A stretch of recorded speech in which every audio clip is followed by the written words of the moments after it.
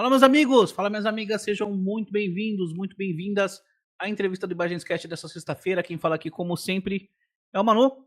E antes da gente começar a trocar uma ideia com o nosso convidado, peço para que você se inscreva no canal, ative as notificações, deixe o like, é muito importante, nos siga nas redes sociais. Quem quiser e puder, contribua com o trabalho do canal via Pix e considere se tornar membro aqui do Ibagenscast. O link para você virar membro está na descrição. Bom, você já deve conhecer o nosso convidado, seja de lives que ele participou com aqueles Priester, seja de vídeos nos quais ele toca clássicos do rock, do heavy metal, destrinchando as linhas de bateria de grandes bateristas da história da música. Mas, para quem não sabe, ele tem a sua banda, a banda As the Palace Burns, e a banda tá lançando o seu novo disco. Eu tô falando então com o Gilson Naspolini. Gilson, prazer ter você aqui, meu amigo. Obrigado por aceitar o convite. Como é que você tá? Ô, tudo certo, cara. Um prazer estar aqui no Bagenscast aí com o Manuel. Cara, é sempre, né, muito bom poder falar não só, né, do trabalho dos outros, que é o que eu geralmente faço no meu canal, no Instagram, né, celebrando aí grandes álbuns da história do rock, metal, mas estar aqui então tendo espaço para falar de um trabalho autoral, para mim é uma grande honra. Muito obrigado. Muito legal. Antes de começar a falar sobre as The Palace Burns, como eu disse, você, pô, tem vários vídeos aí no YouTube, é um produtor de conteúdo conhecido, e o seu canal, se eu não me engano, ele já tá com mais de 100 mil inscritos, não tá? Sim, aqui lá atrás eu acho que tem a plaquinha lá. Pô, animal, cara. Tem Foi recente cento e essa então marca que vocês bateram? não, acho que já faz uns 2 anos, eu acho, né. Aí tá com cento e poucos, não aumentou muito depois disso, assim, porque o YouTube, ele foi bem difícil chegar nesse número, porque o meu canal ele é muito antigo, eu tenho ele desde 2000 eu acho que eu comecei a alimentar vídeos mesmo em 2010. Então acontecia assim, ó, eu estava chegando na marca dos 100 mil, o YouTube ia lá e limpava contas inativas, aí morria 20 mil. Nossa.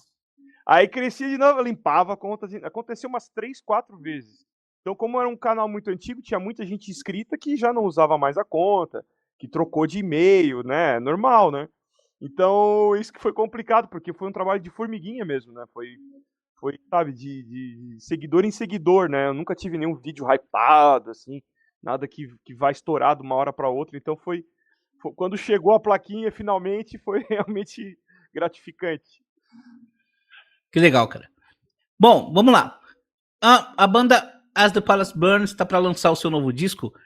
Então, para começar, para quem não conhece a banda, como é que você apresentaria a As The Palace Burns e o som da banda? Então, a As The Palaces Burn é uma banda que surgiu em 2018. A gente lançou o primeiro álbum em 2019, né? Passamos o primeiro período compondo e gravando. Praticamente tudo que foi feito na banda até hoje foi nessa sala aqui, nesse estúdio, né? A Que gente agora legal. no último trabalho a gente teve experiências em outros estúdios, mas né, boa parte da vida da banda surgiu aqui nessa sala. E na outra sala, claro, que é onde eu faço. Aqui é minha técnica, né? Eu dou aula de bateria aqui e tal, e também a minha técnica, né? E tem outra sala que é a sala de captação, de ensaio e tal. Então, essa casa aqui é onde surgiu a banda, formada pelo guitarrista, o Diego Bittencourt, que ele deliberadamente escolheu a dedo as pessoas que ele queria na banda e convidou para fazer parte, né? Como de igual para igual, né? Não é a banda dele, né? Mas ele ele que colocou a pedra fundamental lá, dando o nome para a banda, dando o norte com as primeiras composições, né? Ó, eu tenho essas músicas aqui e tal. Ele era remanescente de uma banda chamada Simbólica, que tinha, naquela época, recentemente encerrado a atividade, e ele, né, queria tocar o barco para frente, ele tinha mais músicas para trabalhar, e daí surgiu, daí uniu eu na bateria, Alisson Alves Garcia Alves no vocal, na época o André Schneider no contrabaixo, que já não tá mais na formação da banda, e o Diego, né, um quarteto, com uma guitarra só. E a nossa, bom, o tipo de som, assim, a mídia, pessoas que entrevistam, até playlists de Spotify, dizem que somos uma barra assim, de groove metal com pitadas de rock progressivo, thrash metal, mas como é comum, né, a gente não costuma se rotular porque a gente não pensa sobre isso quando a gente está compondo, né? A gente só joga no caldeirão aquelas influências que a gente tem. Então tem um pouquinho de tudo, assim, né? Desde metal clássico até coisas mais modernas, né? Mais dos anos 2000, assim. E a gente está mirando cada vez mais nessas texturas que misturam um pouco de música eletrônica, sinfônica e também, sabe, sintetizadores, que é uma coisa que tá virando bastante hoje no metal, né? Então a gente tá sempre olhando para frente com as influências do passado, né? Então aí teve esse primeiro álbum. Eu não sei se você quer que eu continue contando a história, senão não vai sobrar pergunta. A gente volta na história da banda mais pra frente. Tá bom. Pra continuar, o que você pode falar sobre o próximo disco da banda que tá pra sair? Então, esse próximo disco é onde a gente mais experimentou em questão de texturas sonoras, assim, né? Do que eu tava falando, de misturar com elementos eletrônicos, com sintetizadores. Isso muito por conta do nosso produtor, né? O Adair Offenbach, que ele é um cara provocador, ele gosta de trazer novidade pra banda e sempre antenado ele produziu o disco anterior, não produziu? Produziu o disco anterior também, o Drawn Into Shadows. Até tô com os discos aqui na mão aqui. Drawn Into Shadows, que é o anterior, que já está disponível online, né? E eu tenho um spoilerzinho aqui, ó. Isso aqui, na verdade, é só pra... Isso aqui não vai ser comercializado, é só pra enviar pra mídias e tal, que é o novo disco. Só que em formato envelope. Ah, que legal. Formato envelope ainda não, no caso, não em acrílico, né? Sem encarte, é só aquele promo, né? Que a gente manda para selos, enfim. Então, esse novo disco também foi produzido pelo Adair Offenbach. E o que mais que eu posso te dizer, cara? Bom, eu acho que é o disco mais ousado da banda até o momento, assim. Ele já tem data pra sair, não? A gente trocou de data algumas vezes. Eu acho que vai ser dia 22 de novembro. Eu posso verificar aqui na conversa da banda com relação a isso, porque a gente ia lançar em novembro, mas em outra data, se eu não me engano, dia 16. Acredito que vai ser dia tô olhando aqui a divulgação, dia 22 de novembro mesmo, como eu havia dito, né? Um sábado. Pouco antes da gente começar aqui a gravar a conversa, a gente estava falando sobre o lançamento e você falou que, pô, já era para ter saído, demorou um tempo para sair. Conta um pouquinho pra gente dessa saga em relação ao lançamento do disco. Como banda independente, né, muitos dos que estão assistindo aqui provavelmente sabem do que eu tô falando, Sim. né, que o pessoal do rock é antenado nessa parte de gestão também. Quando a gente grava um disco, o que a gente mais quer é que as pessoas escutem, né? Então, você fazer um puta de um trabalho, gastar uma grana, né, porque é um baita investimento, para simplesmente colocar numa conta de Spotify e ninguém ficar sabendo, né, é muito triste, né? Não tô nem falando de sucesso, tô falando só de alguém ouvir dizer que não gostou, tá bom, né? Eu queria que as pessoas ouvissem, chegasse nas pessoas, né? Então, desde o Drawn Into Shadows, que é o álbum anterior, foi um álbum que a gente também deixou na gaveta um bom tempo, finalizou e ficou na gaveta um bom tempo, porque a gente ficou tentando gravadora para lançar, né? O que seria a gravadora? A gente fala gravadora, mas ninguém grava mais nada, né? Quem grava somos nós, né? Sim. Mas o selo, a distribuidora, quem vai botar isso no mercado, né? Vai colocar em lojas tanto física quanto também distribuição, conseguir que zines, que sites, mídia especializada noticiem um lançamento, esse tipo de coisa. Então a gente, com o Drawn Into Shadows, levou muito tempo, a gente chegou a lançar um disco antes dele para segurar. A gente chegou a lançar um EP de covers, o Offer to the Gods, que também está disponível somente online, né? Tem 3 covers, Dr. Sim, Sepultura e Angra, né? Aos deuses do metal nacional. E a gente lançou isso, gravou isso depois do Drawn Into Shadows inteiramente pronto. Justamente para ter esse tempo, esse fôlego de conseguir um selo. Aí a gente conseguiu a Rock Shots, um selo italiano. O contrato foi só por esse álbum, a gente preferiu dessa forma para a gente medir a febre. Não entramos num acordo com relação a como continuar a parceria, então rompemos e não renovamos, né? E daí então ficamos novamente sem o selo para distribuição. Então quando a gente terminou esse álbum, que foi A gente terminou ele, na verdade, de gravar, a gente terminou em setembro do ano passado. Até tá na mídia especializada, foi divulgada, estávamos gravando e tal, tínhamos finalizado. Então, em março desse ano, esse álbum já estava prontinho, capa, tudo pronto, né? Só porque daí, novamente, né, bota embaixo do braço e vai, de porta em porta, tentando um selo. Só que, né, infelizmente, dessa vez a gente vai novamente para a forma independente, né? Então, esperamos que as pessoas, que cheguem algumas pessoas.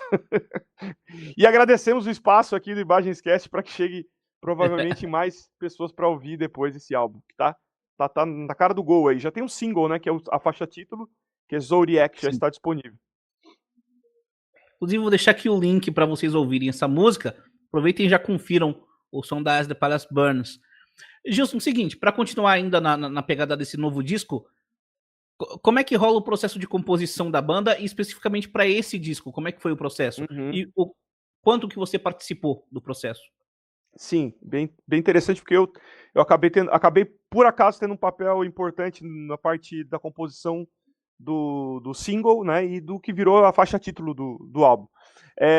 Bom, normalmente quem inicia o processo de composição é o Diego, que é o nosso guitarrista, que foi o fundador da banda, ele é o cara que cuida da harmonia, né, o guitarrista, né. Então, novamente, como em todos os álbuns anteriores, meio que a fagulha vem dele. Muitas das vezes ele já vem com a parte da instrumental bem definida no que diz respeito à guitarra, né, a parte harmônica. Aqui vai ser verso, aqui vai ser refrão, aqui vai ser solo. E ele manda isso pela internet pra gente, né? Pra mim, pro Alisson, pra gente avaliar e tal.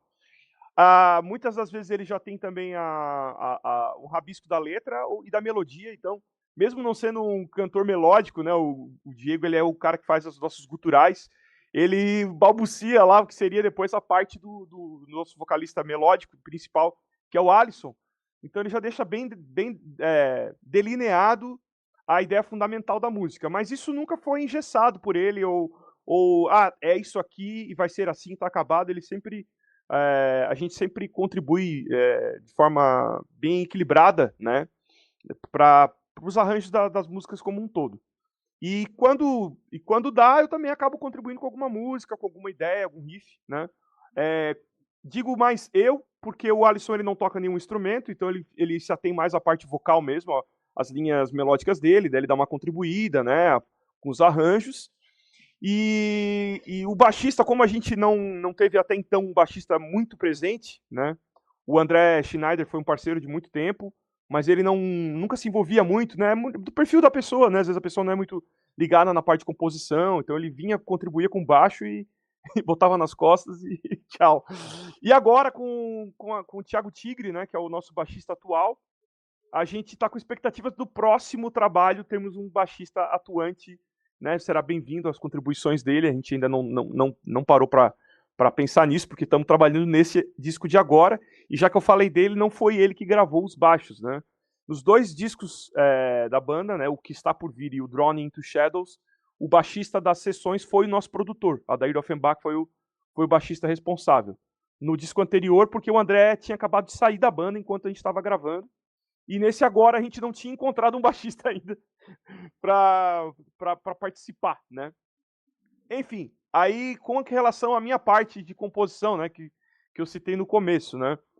A gente tava, isso é bem curioso, a gente tava com o disco já praticamente pronto, né? No caso, até novamente vou apresentar a capa aqui para vocês terem a referência do que eu estou falando, né? Esse é o novo álbum, Zodiac.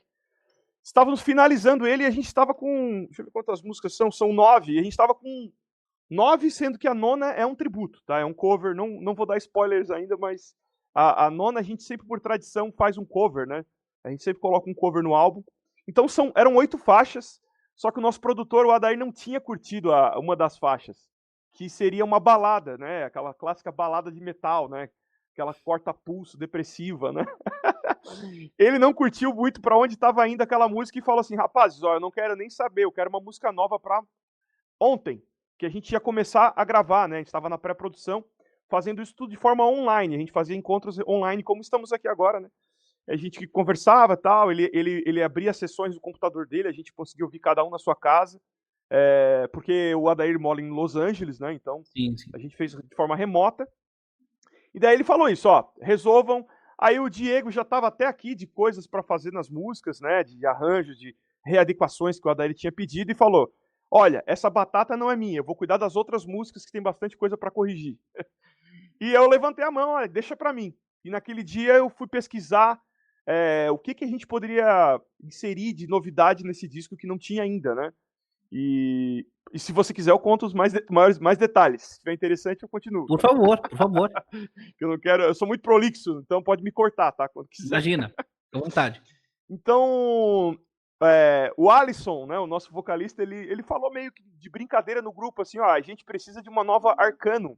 Arcanum é uma faixa do nosso primeiro trabalho, que foi a que mais teve repercussão na internet, né? Caiu em playlists do Spotify. Geralmente é a faixa que as pessoas atribuem o título de banda groove metal, né? Porque ela é uma música mais objetiva, mais reta, com contratempos mais, lembrando aquele metal mais groovado, né? E não metal tradicional, né?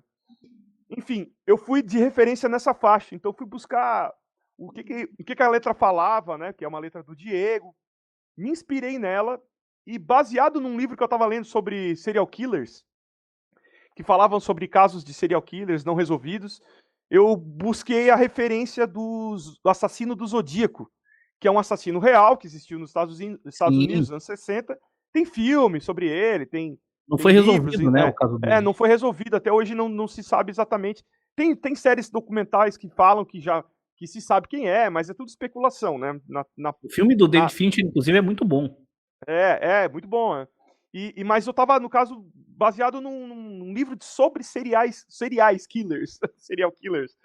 Então, assassinos em série, não só especificamente sobre esse. Me inspirei e fiz a letra na perspectiva do assassino, que ele estava se descobrindo assassino, né? Eu fiz, na verdade, um link que não existe na letra original de Arcanum. Fiz de conta que a letra original de Arcanum se tratava de uma pessoa que estava querendo se tornar um assassino. Uau! Na Zodíaco, eu coloquei em prática, né?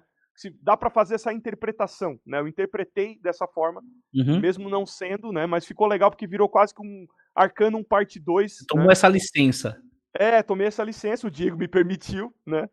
E usei elementos até, o tom da música, alguns elementos rítmicos eu peguei da Arcanum, né? E fiz essa brincadeira, né? E no fim ela ficou uma música, modéstia à parte, ela ficou uma música bem legal. O pessoal da banda gostou muito, o produtor, o Adair, adorou. E surgiu do Diego a ideia, cara, por que não? Vamos batizar o álbum com essa música, porque ela ficou com a cara da banda, ficou com a cara desse novo projeto. Ela vende bem a ideia do que a gente quer passar. Então, o álbum não é temático, mas a gente pegou então essa música como referência para ser, então. E no caso seria aqui o que seria então o que seria o assassino do Zodíaco aqui, né? São cartas, né, montadas. Opa, deixa eu achar aqui. Elementos, tem o símbolo que ele usava, né? Como referência, as cartas que ele escrevia para a polícia, enfim. Aí quem conhecer um pouco mais da história vai captar aqui a ideia, né? E tem o lyric video que dá também essa ideia, né? Que legal, cara. Bom, vamos lá. O disco saindo agora em novembro, qual o plano da banda para promover o lançamento? Tem mais clipe, tem mais lyric video, sim, shows, o que vem daqui para frente para a banda? Então, esse até eu comentei aqui, né? Eu não sei quando é que vai ser, deixa eu olhar aqui a data, porque a gente estava com 2 eventos, né, programados na agenda, a gente estava pirando aqui, né, o que a gente ia fazer. A gente ia fazer mais uma edição do nosso festival, que a gente tem um festival chamado Palaces Fest, que já foram feitas 3 edições, a gente ia para uma 4ª, e a gente ia aproveitar para fazer na semana dessa festa o lançamento de 2 videoclipes, né? Ou seja, o lançamento do álbum já com 2 videoclipes. Então, acabou que, né, as ideias vão surgindo. Então, o que nós vamos fazer agora vai ser uma parceria com uma rádio da cidade aqui, que é a Rádio 92, a Pop Rock Pop, aliás, que é uma parceira nossa, né, que está promovendo um evento de metal, e nesse evento a gente vai, então, lançar esses 2 clipes e vamos tocar também, vamos nos apresentar e vamos lançar o clipe da música Define the Power, e tem a outra música também, que é United Obsolation. Então, essas duas músicas, eu acredito que, daí agora eu me peguei com a dúvida de qual, acredito que vai ser Defying the Power primeiro, eu não sei se as duas serão lançadas simultaneamente ou uma depois da outra, em tempos diferentes, porque aqui nessa banda cada um tem uma função, e a minha não é definir datas de lançamento. Muito bom. Gilson, o seguinte, como é que foi a sua entrada na banda? Eu sei que você tá na banda desde o começo, né? Mas assim, não foi você quem fundou a banda. Então como é que você conheceu o Bittencourt e como é que foi a sua entrada na banda? Uhum. Bom, somos amigos já de longa data, né? Já tocamos juntos em outros projetos, porque ambos, os três, né, que estão na banda desde o começo, né? Eu, o Diego e o Alisson, baterista, guitarrista e vocalista, respectivamente, somos amigos, moramos na mesma cidade e desde final da adolescência já tivemos algumas experiências tocando juntos. O Diego e o Alisson tiveram uma banda por muito tempo chamada Enforcer, né, que depois meio que deu origem ao que se formou o Symbolica, que é aquela banda que o Diego esteve antes da Palaces Burn. Mas daí já com outro vocalista, depois com outra galera, né? Então a gente já se conhecia. Então quando o Diego quis formar a banda, foi uma coisa natural pra gente aceitar, porque a gente já sabia lidar um com o outro, já se conhecia, já sabia o que esperar de um do outro, né? Então, o que eu considero fundamental hoje é a boa relação, né? A amizade. Então a gente tem uma amizade muito franca, a gente não tem papas na língua para falar um com o outro, a gente às vezes pode ficar semanas sem se falar, como às vezes se vê todo dia, que a gente tem uma relação muito boa, né? De trabalho e de amizade também. Então, a minha entrada foi basicamente como eu acredito que tenha sido a do Alisson também. O Diego me convidou para ir num posto de gasolina tomar uma gelada, me apresentou a ideia, eu disse, vamos aí, tô dentro. E o Alisson também topou e tem sido assim desde então, né? Que legal, cara. E você já citou, a banda lançou alguns discos, lançou o Endeavor, se eu não me engano, em 2019. Isso. E o Drowning into Shadows é de 2023. Você pode falar um pouquinho sobre o processo de cada um? Como é que você diferencia os dois processos? Sim, na verdade, assim, ó, a banda, pouco tempo a gente ficou inativa com lançamentos, tá? Porque em 2019, quando saiu o álbum, a gente tocou bastante naquele período. Aí veio 2020 a pandemia, a gente se enfiou em estúdio e lançou um EP, que é o All the Evil. Ele tem até físico, eu não tenho aqui, mas tem a arte, inclusive, bem legal, feita pelo Marcelo Vasco. Isso em 20, né? Em 21 nós entramos em estúdio e começamos a produção do Drawn into Shadows. Então, ele acabou saindo em 23 pelos motivos que eu já te contei, né? Do processo de tentar um lançamento. Mas a gente nunca parou de produzir. Então, 18 para 19 gravamos o primeiro, já começamos o EP, o All the Evil, que acabou saindo em 20. Em 21 já estávamos em processo de lançar em gravação do Drawn into Shadows, mas acabamos lançando um EP antes disso, que é o de covers, que é o Offer to the Gods. 22, meio que ficamos só trabalhando um single, uma coisinha aqui, outra ali, né, pra segurar. E em 21 vocês lançaram um single, não lançaram? Eu acho que em 21 a gente acabou lançando isso, For the Week, verdade. A gente começou com essa música, foi uma música que a gente fez como teste, que até então a gente estava se autoproduzindo. Fizemos só essa, porque o Adair estava aqui de férias, fizemos em janeiro, assim, uma música, gostamos e agendamos com ele o álbum todo, né, como um todo. E daí fizemos o Drawn into Shadows, que é o segundo full álbum, no caso, que daí ficou na geladeira um tempo. Depois, então, em seguida, já começamos o processo do Zodiac, que é o que está por sair agora. Então, assim, pra banda, pro público pode não parecer, mas pra banda a gente tá sempre a cada 6 meses em estúdio, entendeu? Trabalhando, né? Talvez o maior hiato tenha sido agora, porque nos outros períodos a gente, às vezes, sem ter o álbum lançado, já estávamos trabalhando próximo. Agora faz um ano que a gente não entra em estúdio para gravação. Então é bem provável que ano que vem, começo do ano, a gente já comece de novo, entendeu? E, como eu disse, esse disco está sendo produzido pelo Adair, foi produzido, e não é a primeira vez que vocês trabalham com ele. Ah, foi mais fácil trabalhar com ele dessa vez? Olha, assim como eu citei a amizade da banda de longa data, né, todos já trabalhavam com o Adair a longa data também, porque como ele é um produtor aqui de Criciúma também, originalmente daqui, então todo mundo já com as suas bandas ali do final da adolescência, sabe, quando a gente tinha 20 e poucos anos, todo mundo já teve alguma experiência com ele, né, em estúdio, mesmo que não sendo a mesma banda, né. Então todo mundo já se conhecia, amizade de muito tempo, mas esse álbum foi especial porque a gente conseguiu juntar algumas coisas no processo que fizeram ele ser mais agradável, vamos botar assim. Primeiro de tudo foi a pré-produção, mesmo sendo à distância, foi muito bem sucedida, assim, a gente gostou bastante de já chegar em estúdio com tudo bem determinado, né, bem encaminhado, que nos trabalhos anteriores com o Adair não tinha acontecido. A gente meio que deixou para resolver muita coisa em cima da hora, aí rolou mais atrito, né? E isso tem tudo documentado no canal da banda, a gente tem documentários desses processos aí do Drawn Into Shadows, né? Nesse isso foi um pouco mais suave, né? E outra coisa que foi muito legal foi que dessa vez a gente fez em 3 estúdios diferentes a captação, o que também tornou a dinâmica mais agradável, menos cansativa, né? Novos ares. Então a gente começou no meu estúdio fazendo a captação da bateria, de boa parte do disco, teve coisas que acabaram. Teve o cover, né? O final a gente acabou fazendo no último estúdio, mas a grosso modo, tudo que foi do. Tudo que é composição nossa foi aqui. Daí, depois das guitarras, a gente passou para o estúdio do Thiago Pimpas, aqui em Criciúma também, mais um outro estúdio. E a parte vocal, perfumaria, efeitos, samples, teclados, solos de guitarra, bateria da última faixa, vocais, né, e contrabaixo, todo o resto foi no Elephant Office, que é um estúdio em Governador Celso Ramos, que é um dos melhores estúdios da América Latina.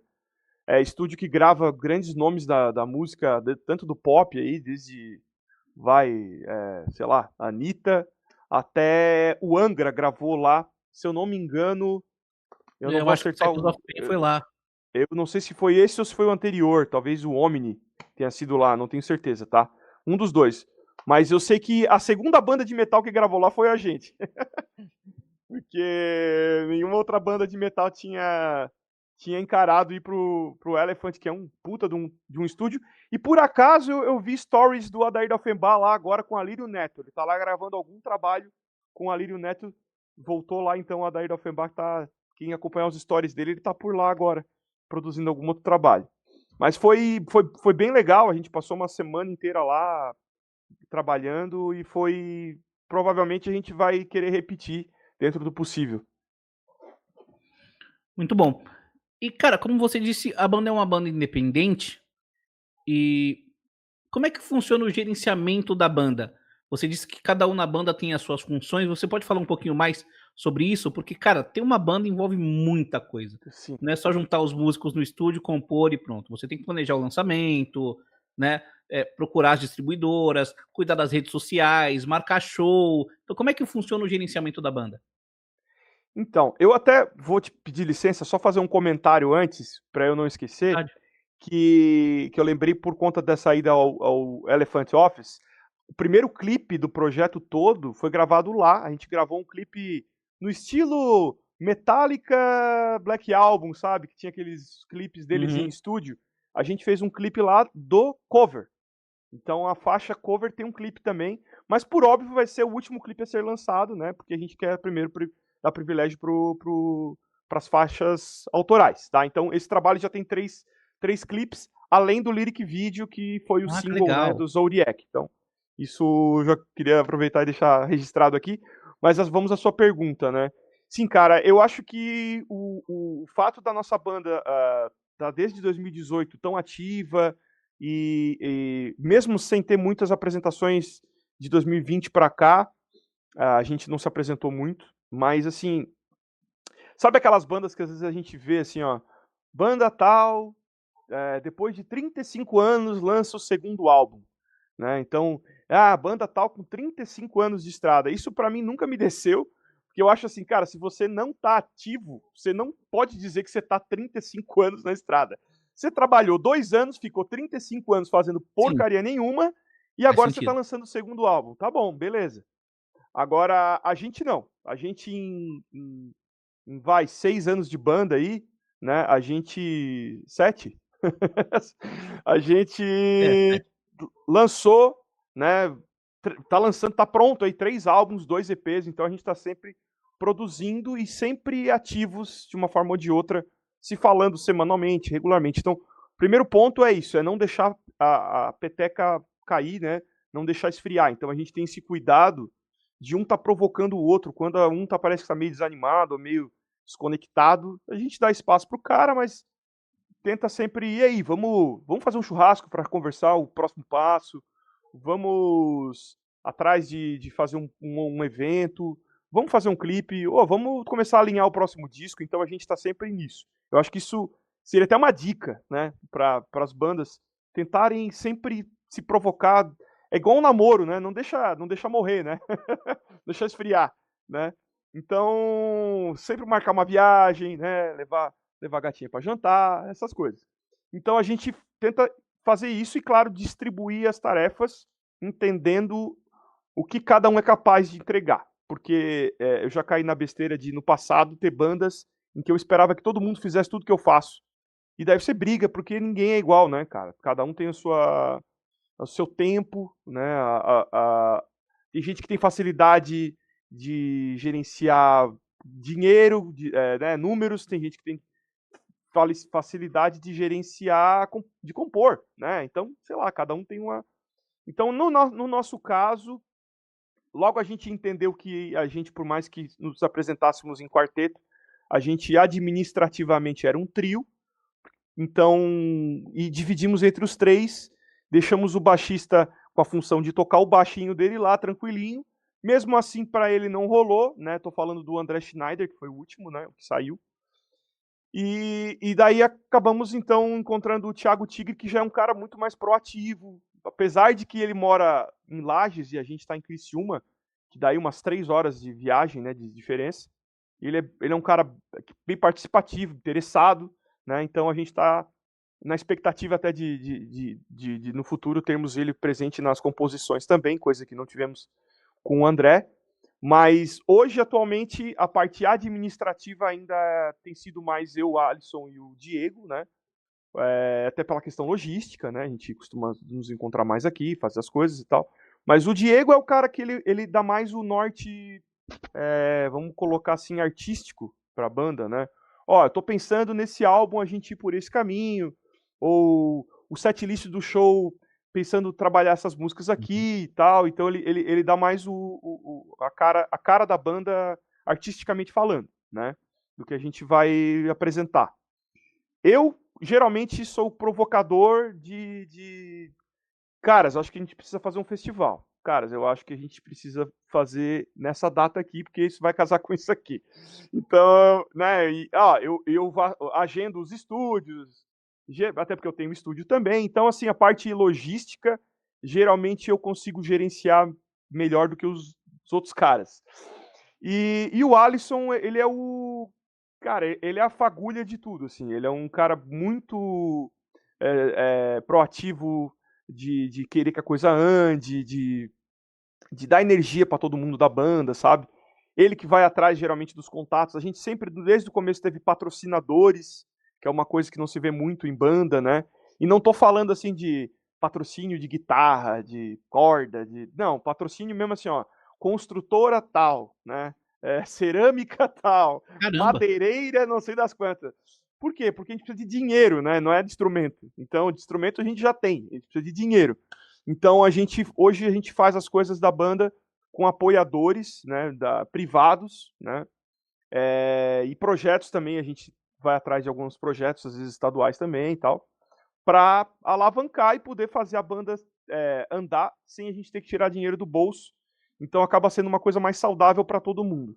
A gente não ganha dinheiro com a banda, mas pelo menos a gente não gasta. Então isso já é uma coisa muito boa, né? Porque daí a gente não briga por dinheiro, não discute essa parte, a gente só faz a coisa andar, né? Hoje a banda ela tem ela tem o coração dela financeiro e administrativo de uma forma saudável, né. Legal, cara. Legal. Fica a dica aí pra quem tem banda, correr atrás de parceiros aí na iniciativa privada para você é de grande ajuda. É. Vamos lá. Existe um planejamento. Claro que vocês estão lançando um novo disco, eu não quero apressar as coisas, mas já existe um planejamento para um próximo disco? Você disse que é capaz de no começo do ano que vem já tá começando a entrar em estúdio. Já existem esboços de composição? Vocês já trocam essa figurinha? Não, na verdade o que eu te falei aqui foi da minha cabeça e bem provável que vai sair dela a ideia dessa conversa aqui. Eu já vou assim, então, olha só, eu falei hoje ali, acho É. que a gente podia começar. Geralmente é assim, sabe, dá um estalo, porque, assim, eu sou um cara muito organizado, eu sou, assim, metódico, né. Então eu gosto já de ter as coisas já pensando no futuro. Então eu sei que se esse álbum vai sair agora em novembro, a gente vai trabalhar ele, né, na melhor das hipóteses, ao longo dos próximos 6 meses, e depois disso, se a gente começar a pensar em agendar estúdio, em compor e tal, lá em 27 que vamos começar a gravar. Então, por isso que tem que já se eu começar a pensar que a gente tem que estar em estúdio no segundo semestre de 2026, então eu já tenho que em janeiro já estar com Uhum. tudo já encaminhando, sabe. Então é nesse sentido de logística, não quer dizer que isso vai acontecer, né, mas é assim que eu vinha pensando, é assim que a gente vem trabalhando, né. A gente está sempre 6 meses adiantado do que vai realmente acontecer. Para ter uma ideia, como eu disse, né, o álbum está pronto desde setembro, né. Então, aliás, gravado pelo menos, né, ele está pronto, pronto, pronto desde março. Mas a gente sabe que acaba tendo esses atrasos por conta de a gente querer né, tentar parcerias e tal. Mas não, a gente não tem nada né, como você mesmo disse, né, então nem lançamos ainda esse Sim. agora, mas claro, como é o perfil da banda, a gente está sempre pensando no próximo passo lá na frente. É bem provável sim, é bem provável que ano que vem ou janeiro a gente já comece a conversar sobre isso. Mas não, a gente não entrou no modo ainda: "Ó, tá aqui música nova, tal", ainda não. Apesar de que eu sempre quando vem algum estalo, alguma ideia, um riff, uma levada de bateria, eu anoto ou eu gravo no celular, deixo ali, Uhum. vou guardando. Eu tenho certeza que o Diego também faz isso, né, e até hoje, até aqui pelo menos, a troca tem sido entre eu e ele, né, essa parte de composição tem sido entre eu e ele. E cada vez mais ele tem dado esse espaço para mim, e eu tenho agradecido e honrado compondo algumas coisas também, né. Quem sabe agora, como eu disse, vou falar novamente, né, espero que o Tigre veja esse vídeo aqui. Tigre, estamos esperando as tuas composições também, irmão. Bom, Gilson, é o seguinte, fala um pouquinho sobre a sua carreira. Como é que você começou a tocar bateria e quais são as suas maiores influências? Então, eu comecei ali em 97, por aí, né, eu estava com 14 para 15 anos de idade. Antes disso já começa aquela coisa de você ouvir música, começa a descobrir os álbuns, umas bandas, e vai tendo aquele chamado, né. Então, mas eu consegui convencer a minha mãe mesmo a me dar uma bateria em 97. Primeiro ano foi autodidata, né, mas já sempre com banda, desde o começo com colegas tocando. Cara, tocava de tudo, assim, né, de Legião Urbana, que era o que a gente conseguia tocar, né, e tentando aos pouquinhos indo para o metal, para o rock mais trabalhado, né. Desde o começo eu sempre fui muito ligado em Rush, Iron Maiden, Metallica, as bandas clássicas, assim, né. Ainda sou, ainda tenho banda tributo ao Rush, né. O pessoal me conhece muito por isso, inclusive. Sim, sim. E mas, depois quando entrou o período da faculdade, eu já não me identifiquei muito com o curso que eu tinha escolhido, que era jornalismo. Achava que era, mas não foi. E larguei e fui pra São Paulo estudar música, estudei no Conservatório Souza Lima, e dali em diante, então, adotei a música como sendo realmente o foco da minha vida, né, profissional. De lá eu fui para os Estados Unidos, fiquei um período lá também, toquei um pouco lá também e tal, mas acabou não sendo o que eu esperava para aquela época. Voltei para cá e desde então me sediei em Criciúma novamente, que é a minha terra natal, né? E não saí mais, né? Então já permaneço em Criciúma há 20 anos como profissional. E aqui foi onde, né, estabeleci inclusive meu nome na internet mesmo, já aqui, de volta aqui. Então, com aulas, com vídeos didáticos, e depois também com covers e tudo mais, promovendo eventos, e daí parcerias com outros músicos, como o Aquiles Priester. Semana passada tava o Confessório aqui também e tal. Então, né, daí a internet também ampliou isso, né? Não tem mais ninguém mais necessariamente de uma terra só, né? A gente vai expandindo. E daí atualmente estou com algumas bandas, alguns projetos totalmente diferentes um do outro, né? Tem a Palaces, que é o meu trabalho autoral metal, mas já há uns 13, 15, 14 anos já toco numa banda também de ska hardcore, autoral também, que é o Mundo Analógico. Também tem um trabalho de covers de pop rock, que eu gosto bastante, por mais que tenha gente que acha que eu só sou mais do rock metal, mas gosto bastante de música pop também, que é a Talkbox. A gente faz bastante evento corporativo, casamentos e tal. E tem o meu tributo ao Rush também, que também é um trabalho que eu tenho bastante carinho, que também é uma banda minha, né, que eu que gerencio. E a gente teve na Escócia recentemente fazendo festival lá. Legal. E temos um evento grande aqui na cidade também, que é considerado o maior evento tributo ao Rush no mundo, né? Que é a Rush Fest Brasil, que rola aqui em Criciúma. E agora, com a novidade do Rush voltando, a gente também já tá de olho no Canadá. Já estamos vendo aí, de repente, nos apresentarmos em Toronto ano que vem. Estamos mexendo aí os pauzinhos, vamos ver se rola. Mas a gente vai pro show, pelo menos. Muito bom, cara. E assim, me corrija se eu estiver falando alguma bobagem, mas você estudou no Souza Lima, não estudou? Sim, eu comentei aqui no começo. Estudei no Conservatório Souza Lima. Quanto tempo? Por quanto tempo e com quem você fez aulas? E como é que foi a Eu, experiência pra você? eu não fiquei o período integral lá, né? Eu fiquei 2 anos lá aproximadamente, tá? Bateria, eu estudei com um professor de jazz, que era o Carlos Ezequiel. Eu lembro que lá na época, naquele período, tinha o Ivan Buzik, que depois se tornou um grande amigo do Dr. Sim, né? O próprio Aquiles, um período ele chegou a dar aula lá, mas ele estava na época ainda no Angra, então ele não tinha muita agenda, era bem difícil de conseguir aula com ele lá. Mas assim, o professor regular foi o Carlos Ezequiel e eu tomei a decisão, eu lembro de pensar sobre isso, assim, cara, eu já toco rock, eu quero abrir minha cabeça e expandir para outras coisas, queria estudar outros tipos de som, então fui estudar mais música brasileira, jazz e tal. Foi meu foco lá naquele período. Legal. Bom, muita gente te conhece de te ver participando de lives com aqueles Priester e você parece ter uma amizade já com aqueles há algum tempo. Então, como é que começou essa amizade? Acredito que tenha sido no Souza Lima. Como é que você conheceu o Aquiles e como é que vocês começaram essa parceria no YouTube? Então, é até engraçado, porque na verdade no Souza Lima começou a nossa inimizade. Sério? Assim, é, eu estudava lá, né, no período, e ele tava lá, na verdade, montando uma bateria para começar a dar aula lá. Eu fui tirar uma onda com a cara dele, né, e ele não curtiu muito. A gente Nossa. fez uma farpa lá, teve uma farpa, ele lembra disso. A gente já contou isso algumas vezes na internet.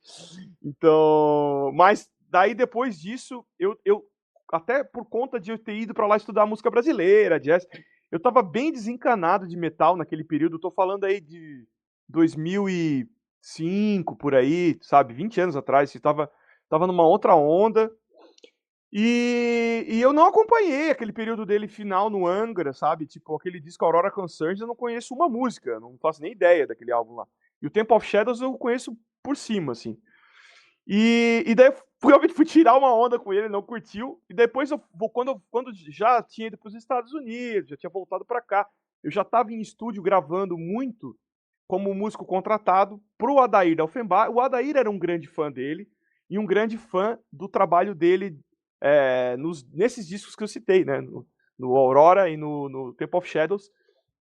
E o Adair estava assim, tava engatinhando aquilo. Ele já era um grande produtor aqui na região, Sim. mas assim, nacionalmente ninguém conhecia e tal. E ele usava muito como referência de mixagem esses discos. E eu lembro que eu tava indo para São Paulo naquele período fazer alguma coisa, e eu falei para ele, cara, ó, vai ter um Masterclass do Aquiles aqui lá no Souza Lima, e eu vou me inscrever e vou lá perguntar umas coisas para ele, mas eu vou só para te provar que ele é um otário. Aí o Nossa. Adair assim, beleza.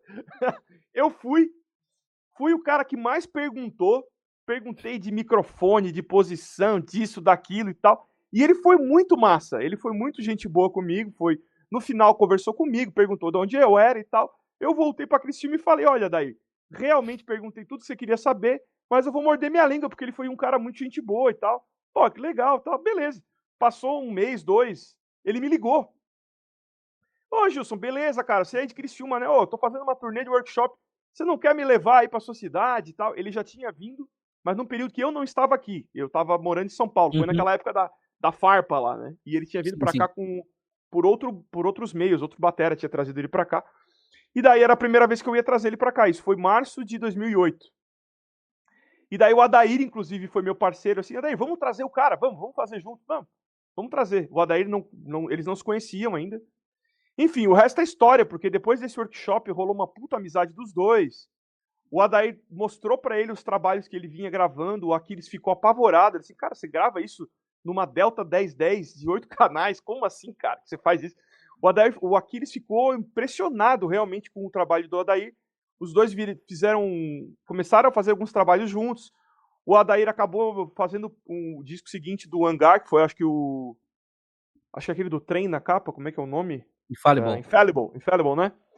E, cara, o resto é história que todo mundo já sabe, eles viraram grandes amigos, o Aquiles acabou levando ele diversas vezes para São Paulo para produzir outras bandas, o que levou o Adair a criar coragem de ir para São Paulo, depois ficou muito conhecido na cena underground do metal nacional, e também, assim como o Aquiles, no mesmo ano, foi morar em Los Angeles, né? Então, hoje eles ainda trabalham juntos por lá, mas o Adair agora já tem os trabalhos dele, pô, Kiko Loureiro, né? Daí pra cima, né? E eu fico muito orgulhoso de estar lá naquela fagulha, né? Que foi ter trazido ele pra Criciúma naquela vez e, ó, Adair apresenta o Aquiles Priester, Aquiles apresenta o Adair, os dois se conheceram né, e hoje tem cada um muitos trabalhos juntos, né? E cada um, claro, mérito do Adair também por ter sempre sido um grande produtor, né? Que Claro. veio aqui de Criciúma e é quem é hoje, né? Conhecido aí pelo mundo. Muito bom. Bom, nessa parceria aí com Aquiles no YouTube, você teve a oportunidade de entrevistar o Nico McBrain, então não posso Uhum. deixar de te perguntar como é que foi pra você, cara. Cara, isso aí foi muito louco, né? Até assim, na época, enquanto estava rolando, rolavam uns boatos assim ridículos, assim, de gente que achava que eu tinha pagado pro Aquiles para ele me deixar entrevistar o Nico ou quem quer que fosse, né? Que teve muitos outros bateras fenomenais, né? Sim, Mas, sim. cara, isso aí foi simplesmente porque o Aquiles estava. Pô, como eu já citei aqui, eu já tinha amizade com ele já de muitos anos, né? Que surgiu lá em 2008. A pandemia foi em 2020. A gente se falava, ainda se fala, falei com ele semana passada por telefone, a gente se fala regularmente ainda. E, e o Aquiles estava fazendo lives no Instagram, naquelas lives que ficavam somente naquele período ali, e a live morria, né? Eu tinha visto na época uma live feita exatamente onde estamos aqui, no StreamYard. Eu tinha visto uma live do meu amigo Ricardo Goderti, do Batera Clube. E eu achei legal a cara aqui do sistema. Pô, que legal, né? Essas logos aqui em cima e tal. E daí eu falei pro Aquiles, cara, pô, por que você não faz no YouTube, cara? Tem uma parada lá pra você fazer lá. Vai ficar no seu canal. De repente você até monetiza, cara. É bem legal. Sai dessa porcaria de Instagram aqui que não vai pra lugar nenhum esse vídeo, né? O conteúdo vai se perder. Aí ele falou assim: legal, mas eu não entendo nada disso, então faz você pra mim. Vamos fazer um teste aí. Aí fizemos um teste, ele assim: legal, Gilson, você topa? Tá, não, beleza, eu topo. Eu fico ali gerenciando, né? Porque pra quem nunca fez, o StreamYard dá pra você colocar alguém aqui por trás da cortina Sim. gerenciando, né, a parada. Ele assim, ó, não. O senhor vai comigo lá, dá a cara pra bater. Só se você não quiser. Eu assim, como é que eu não vou querer? É óbvio que eu quero. E assim foi, cara. Daí ele começou aquela loucura de convidar gente, convidar gente, convidar. E era, cara, era muito trabalho, porque não era só a live, a gente ficava o dia inteiro agendando as pessoas, né? Porque todo mundo tava sem poder tocar, mas mesmo assim todo mundo, cada um num país diferente, cada baterista fazendo seu rolê. E ali, gente ali, você pode estar horário, não sei o quê, aquele com aquele, aquele com aquele. Até que ele chegou assim, Gilson, vou chamar o Nico. Assim, não vai, nem fudendo, ele não vai topar. E o bicho topou, cara. O foda foi, pra mim, a maior lembrança que eu tenho não é nem a entrevista em si, foi o backstage.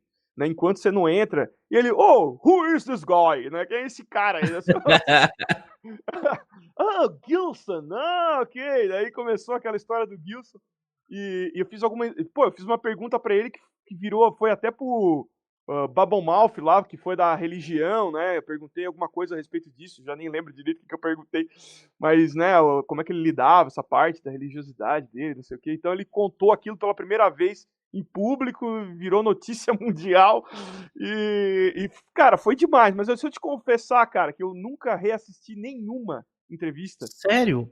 Nunca reassisti nenhuma. O Aquiles falou a mesma coisa pra mim. Ele disse, cara, você fica vendo aquilo? Eu disse, não, nunca assisti.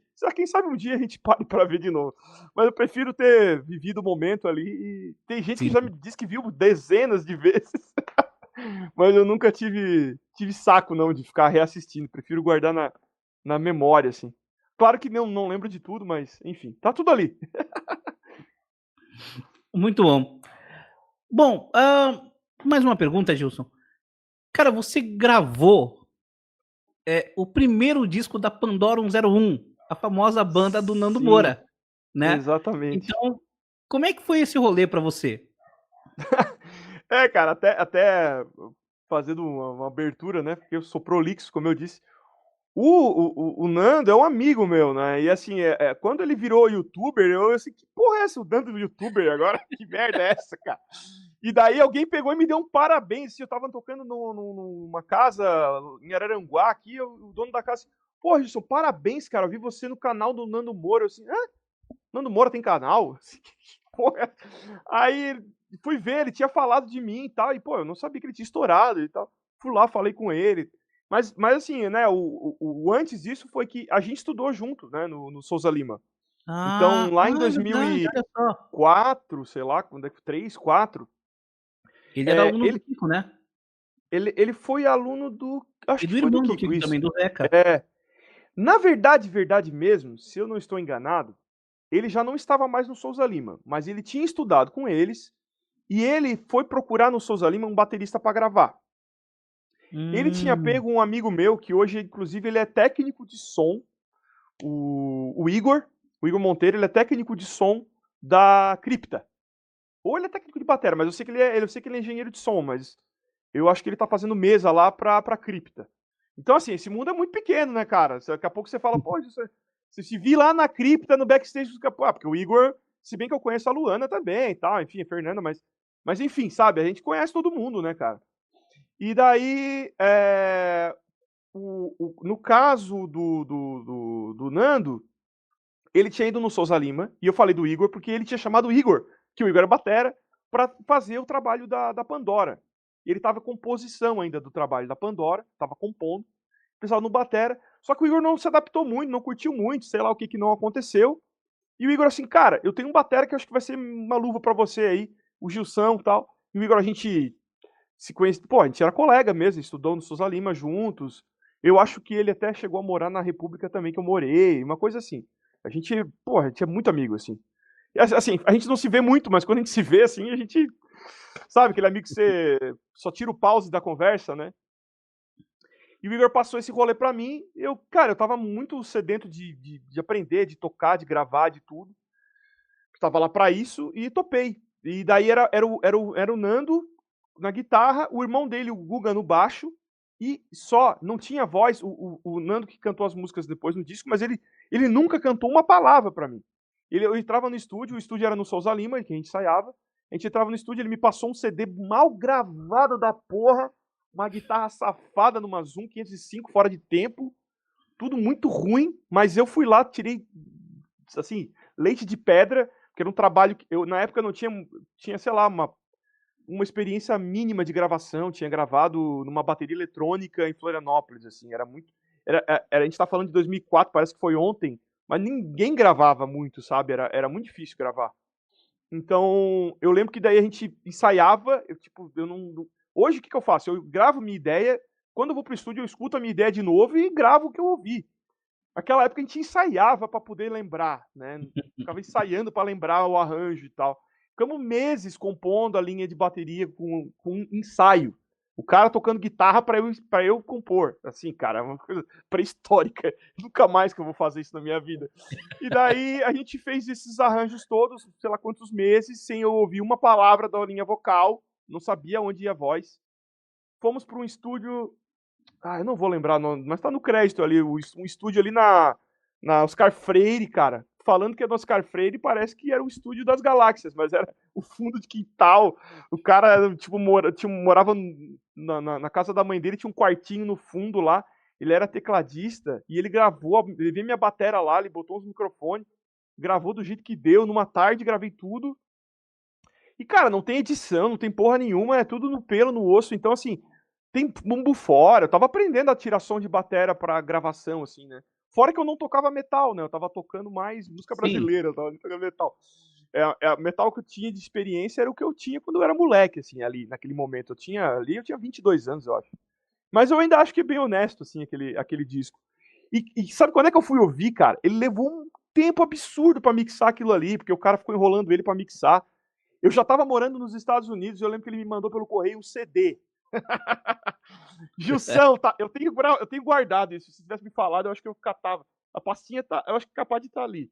Mas eu mando pra você a foto depois. Escrito à mão pelo Nando. Gilson, tá aqui essa porra. O CD da Pandora. Tararararará.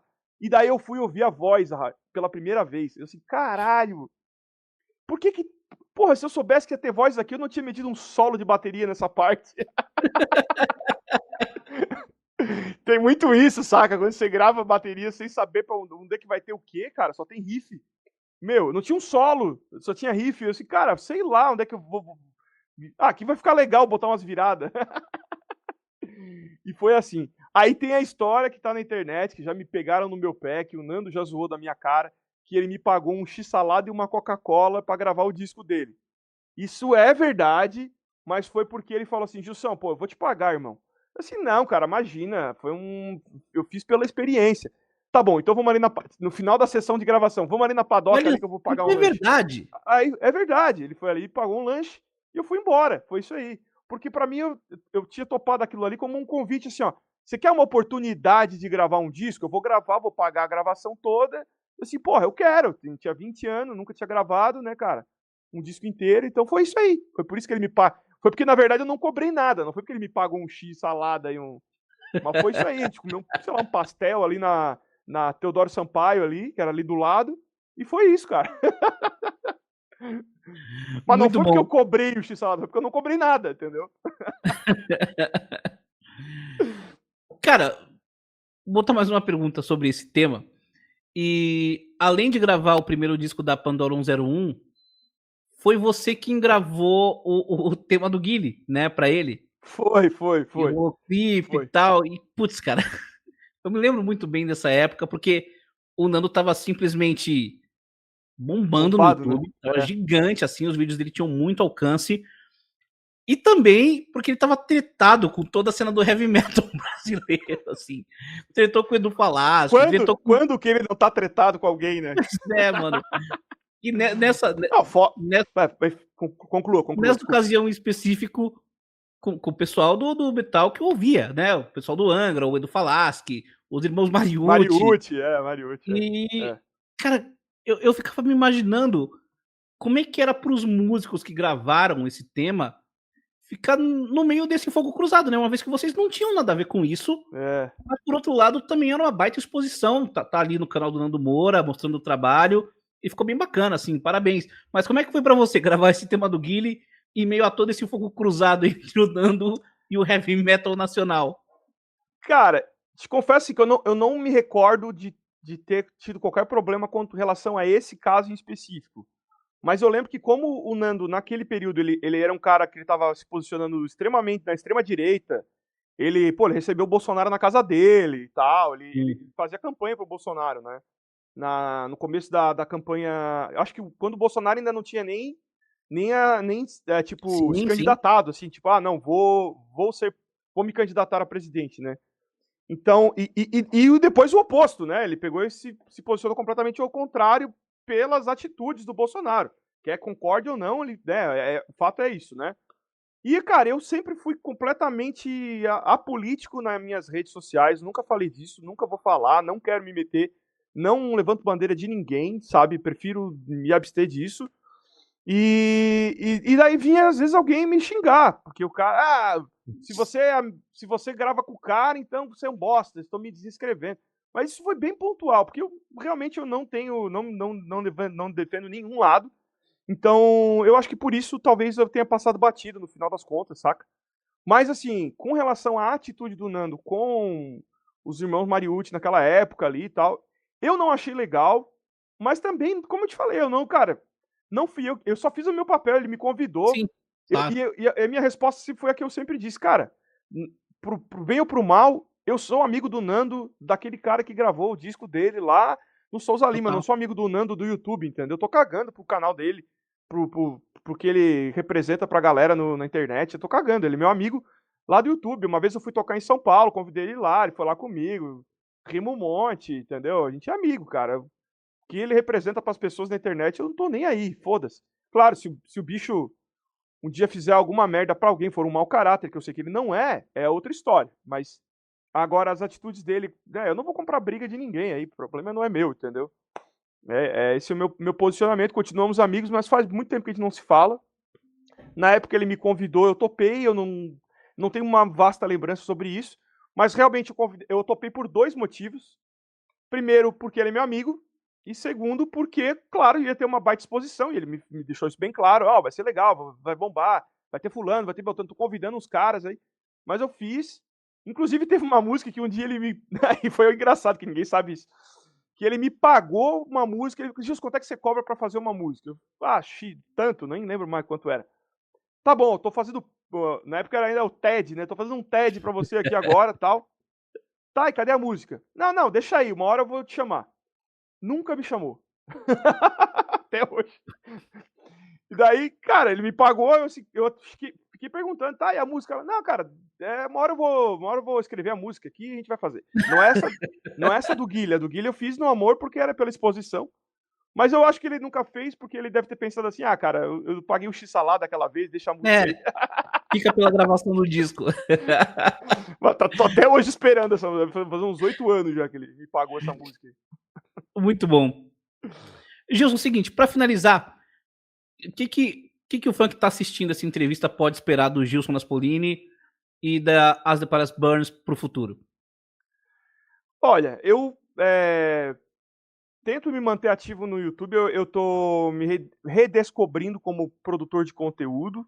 Então, para quem me acompanha hoje, tanto no YouTube, mas mais no Instagram, hoje eu tenho focado mais no Instagram.